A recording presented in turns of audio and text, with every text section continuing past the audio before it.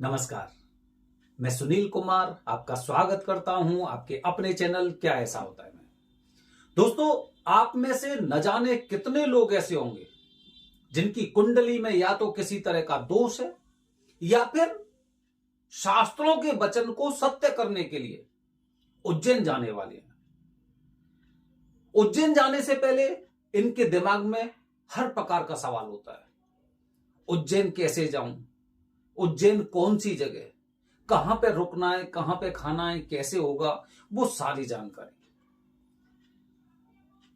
जगह जगह इंटरनेट पर यूट्यूब या गूगल में सर्च करते हैं और हमेशा चिंतित रहते हैं। जब तक वहां पे पहुंच नहीं जाते ना, तब तक ये परेशान रहते हैं कि आखिरकार मैं कैसे जाऊं। तो दोस्तों, आज मैं अपने वीडियो के माध्यम से आपको छोटी से छोटी जानकारी दे रहा हूं, आपके काम अवश्य आएगी। अगर आप उज्जैन जाने वाले हैं या फिर आप उज्जैन जाने का प्लान बना रहे हैं कि मुझे तब जाना है, तो बस ये वीडियो देखिए, फिर आपको कुछ भी चीज सर्च करने की आवश्यकता नहीं होगी। शुरुआत करते हैं दोस्तों। उज्जैन मध्य प्रदेश में, उज्जैन एक डिस्ट्रिक्ट है जहां पर महाकालेश्वर ज्योतिर्लिंग मौजूद है। चौथा ज्योतिर्लिंग महाकालेश्वर ज्योतिर्लिंग। शास्त्रों के अनुसार बताया जाता है कि हर इंसान को अपने जीवन में कम से कम एक बार यहां पे आना चाहिए। इसलिए मैंने आपको बताया ना कि यहां पर आने का आपका कुछ ना कुछ तो अभिप्राय हो सकता है।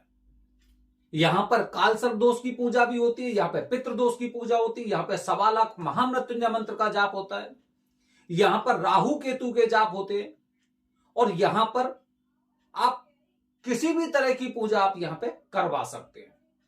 और बताया जाता है वरदानी पंडित जी द्वारा, अगर आप मंदिर परिसर में पूजा कर रहे हैं तो वो पूजा आपकी निश्चित रूप से फलदायी होती है। ठीक है, ये तो आपके उज्जैन आने का एक अभिप्राय हो गया कि आप उज्जैन क्यों आना चाह रहे हैं। तो दोस्तों, सबसे पहले उज्जैन के रेलवे स्टेशन की आपको टिकट करनी है। उज्जैन के रेलवे स्टेशन की जंक्शन है और लगभग हर जगह से गाड़ी यहां के लिए मिल जाती है। इनकेस अगर आपके पास से डायरेक्ट उज्जैन के लिए कोई ट्रेन नहीं है तो इसके नियर बाई नागदा जंक्शन है, जहां पर भी जहां के लिए आप टिकट बुक कर सकते हैं और वहां से करीब 40 मिनट का रास्ता है उज्जैन का। ठीक है, या फिर आप अगर दूसरी तरफ से आने वाले हैं तो आप इंदौर आ सकते हैं और इंदौर से करीब 1 घंटे का रास्ता है उज्जैन का। ठीक है, इस तरह से आप उज्जैन पहुंच गए। जंक्शन पर पहुंचने के पश्चात यहां से करीब 1.5 से 2 किलोमीटर की दूरी पर महाकाल मंदिर है, जहां पे दर्शन करने के लिए आप आए। ठीक है, हाँ। तो अब यहां से आप एक ई रिक्शा लेंगे जो 20 रुपए एक सवारी के लिए लेता है।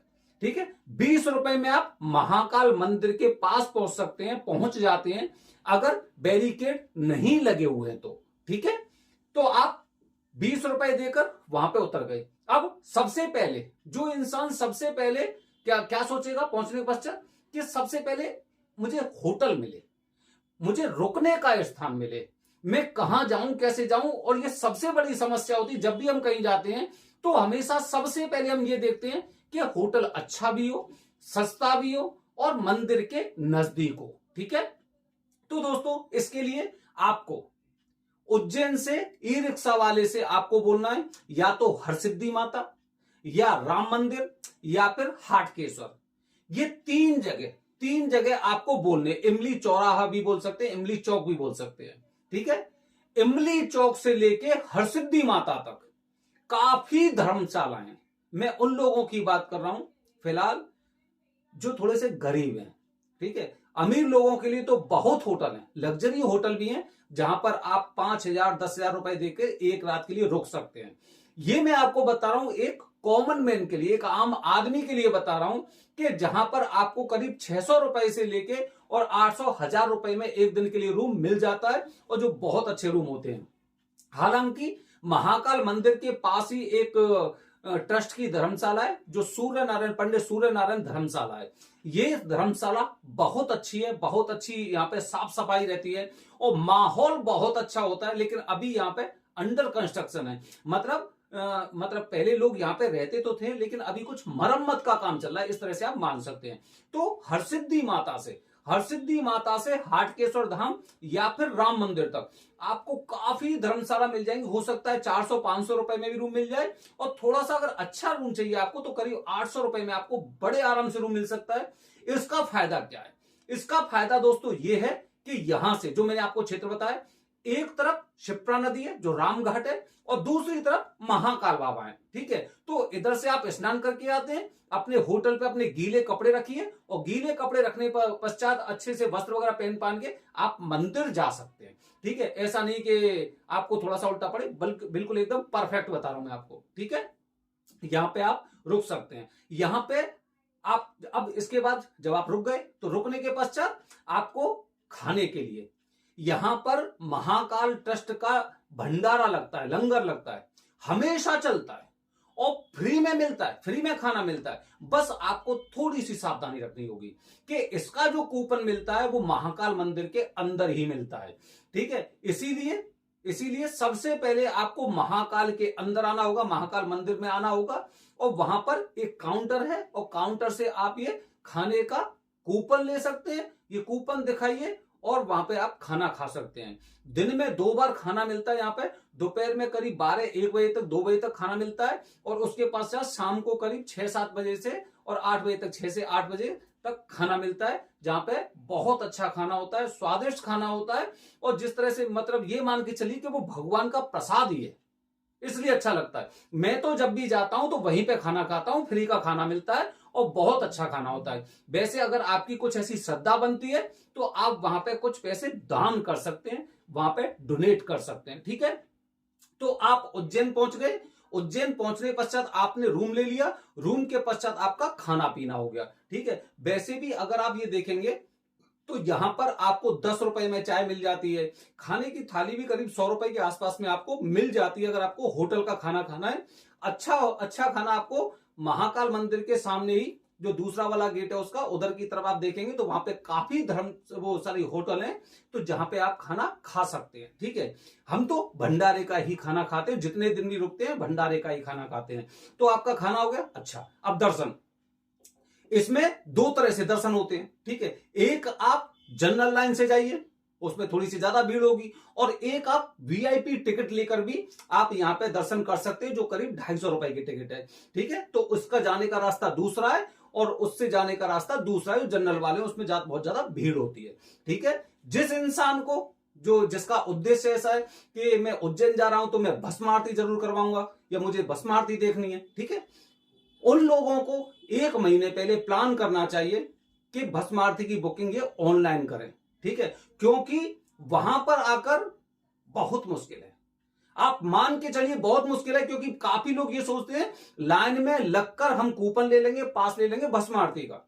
लेकिन क्या होता है, रात में करीब 9 बजे लाइन में लगने के बाद ना सुबह करीब 7-8-9 बजे तक आपको पास मिल सकता है। ठीक है, और उसके चांसेस भी 100% नहीं है कि 100% आपको मिल जाएगा।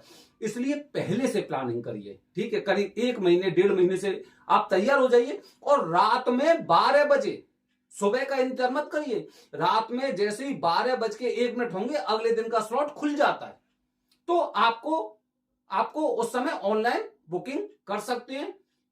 किसी और चक्करों में पड़ने की आवश्यकता नहीं कि आप ये सोचें कि मैं किसी और से या ब्लैक में इस तरह की कुछ ले सकता हूं, तो कानून बढ़ा सकता है। मध्य प्रदेश है, महाकाल की नगरी है, तो इस तरह की आप कोशिश भी मत करना, प्रयास भी मत करना। ठीक है, तो भस्म आरती भी हो गई। मंदिर में काफी तरह की आरती होती है, सुबह भस्म आरती होती है, संध्याकालीन आरती होती है, शयन आरती होती है। जो भी आरती आप देखना चाहते हैं वो आरती आप वहां पे देख सकते हैं। उसका टाइम, लास्ट की आरती करीब 9:30 बजे के आसपास होती है, जिसमें जो शयन आरती होती है बहुत अच्छा होता है। अगर आप उज्जैन में रुक रहे हैं तो निश्चित रूप से आपको एक बार कोई ना कोई एक आरती अवश्य देखनी चाहिए। बहुत सुकून मिलता है, बहुत सुकून मिलता है। 1 घंटे का आपको पता नहीं चलेगा कि मैं कहां बैठा हुआ हूं। इतनी पॉजिटिव एनर्जी होती है कि आप पूछिए ही मत। ठीक है, अच्छा, हमेशा ध्यान रखना उज्जैन जब भी जा रहे हैं तो काल भैरव के दर्शन आपको अवश्य करने हैं। ठीक है, काल भैरव के दर्शन किए बिना आपको लौटना ही नहीं है। मैं तो सभी लोगों से एक ही बात बोलता हूं कि आप एक दिन पहले पहुंचिए पूजा से और सबसे पहले काल भैरव के यहां पे मत्था टेकिए, क्योंकि वहां के कोतवाल हैं। सबसे पहले आप किन से मिलने वाले हैं, कहां पे आप अरदास लगाने वाले हैं, अर्जी कहां पे लगाने वाले हैं? काल भैरव के चरणों में, ठीक है। क्योंकि ये यहां के द्वारपाल मान सकते हैं, या फिर सेनापति मान सकते हैं, या फिर यहाँ के कोतवाल मान सकते हैं। जब यहां पे आप मत्था टेकते हैं, उसके पश्चात आपको महाकाल के दर्शन करने चाहिए। कभी भी बिना काल भैरव के दर्शन के आपको लौटना ही नहीं है, ठीक है। विशेष रूप से आप इस बात को मानिए। अच्छा, अगर आप पूजा करने के उद्देश्य से जा रहे हैं तो ध्यान रखिए, पूजा हमेशा अपनी मुहूर्त में करवाइए। बिना मुहूर्त के कभी मत पहुंचिए, बिना मुहूर्त के कभी मत पहुंचिए वहां पे, क्योंकि पूजा करने वाले तो कर देंगे लेकिन फल की चिंता आपको रहेगी। तो आपको पूजा विधि विधान से करवानी है। विधि विधान का मतलब सबसे पहले मुहूर्त होना चाहिए पूजा का। आपको अर्जी लगानी होती है घर से निकलने से 2 दिन पहले। उसके पश्चात उज्जैन पहुंचने के बाद आपकी पेशी होती है, फिर आपकी पूजा होती है और उसके पश्चात 40 दिन के नियम होते हैं। ध्यान रखिए, आप अगर उज्जैन में किसी से पूजा के बारे में पूछ रहे हैं तो 100 में से 100 लोग ये बताएंगे मंदिर में पूजा नहीं होती, लेकिन हम मंदिर के अंदर पूजा कराते हैं। गर्भगृह के गुरुजी हैं, उनके माध्यम से पूजा होती है। वो अपने आप आपका इंतजाम, पूरी पूजा की सामग्री सब कुछ रखते हैं। आपको घर से वस्त्र जरूर लेके आने हैं, और ध्यान रखना वस्त्रों को यहां पे मत खरीदना, घर से ही लेके आना। घर से ही आपको वस्त्र लेके आने हैं और यहां पे तभी आपको आना है। आपकी पूजा मंदिर के अंदर ही करवाइए, किसी को कहने दीजिए। किसी को एडवांस पेमेंट करने की बिल्कुल आवश्यकता नहीं है। किसी को एडवांस पेमेंट मत करिए। जब आप पूजा से संतुष्ट हो जाते हैं उसके पश्चात ही आपको पेमेंट करना चाहिए। अगर कोई आपसे फोन पर कह रहा है कि एडवांस पेमेंट करिए तो कभी मत करिए। तो दोस्तों, ये उज्जैन का मैंने आपको बताया है। और एक बात अंत में और दोस्तों, जब भी आप उज्जैन से लौट रहे हैं उस दिन महाकाल बाबा के दर्शन जरूर करके लौटिए, जरूर करके लौटिए। और प्रयास करिए शाम के समय की आपकी ट्रेन हो, जिससे कि आप सारी फॉर्मेलिटीज, मतलब जो सारी क्रियाएं होती हैं वो सारी विधिवत तरीके से कर सकें। काफी लोग, आज पूजा हो गई, कल उनका लौटने का रिजर्वेशन है, और सुबह ही सुबह वो ये देखते हैं कि भाई अब अगर मैं द्वारा मंदिर में जाऊंगा तो बहुत भीड़ होगी, मैं नहीं पहुंच पाऊंगा, मैं दर्शन नहीं कर पाऊंगा, या फिर मैं लेट हो जाऊंगा ट्रेन के लिए। ऐसा करने से बचिए। बिना दर्शन किए नहीं लौटना है। कुछ भी हो जाए, अगर आपकी ट्रेन अगले दिन की, तो अगले दिन भी स्नान करने के पश्चात महाकाल के दर्शन करिए, और दर्शन करने के पश्चात ही आपको लौटना है।